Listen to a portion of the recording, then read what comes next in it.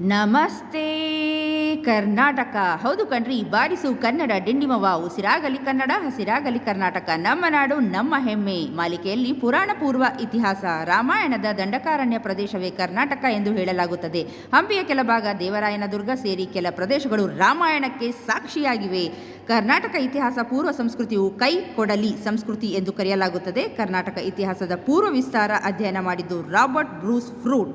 ಮಧ್ಯ ಭಾರತದ ಚಿಂತಕನಾಗರು, ಕಳಿಂಗ ಗಂಗರು, ಮಾನ್ಯಕೇಡದ ರಾಷ್ಟ್ರಕೂಟರು, ವೆಂಗಿ ಚಾಲುಕ್ಯರು, ದೇವಗಿರಿ ಯಾದವರು ವಂಶದವರೆಲ್ಲರೂ ಕರ್ನಾಟಕ ಮೂಲದವರು ಅಂತ ಹೇಳಲಾಗುತ್ತದೆ. ಮಹಾಭಾರತದಲ್ಲಿ ಕರ್ನಾಟಕ ಎಂಬ ಹೆಸರಿನಲ್ಲಿ ಉಲ್ಲೇಖವಿದೆ. ಅದು ಕರ್ನಾಟಕದ ಮಹತ್ವವನ್ನು ವಿವರಿಸುತ್ತದೆ.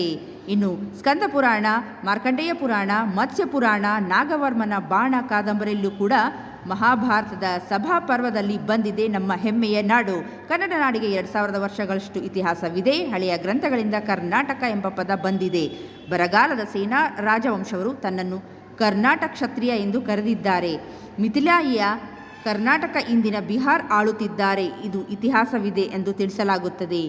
ನಮ್ಮ ನಾಡು ನಮ್ಮ ಹೆಮ್ಮೆ, ನೀವೇನಂತೀರಿ?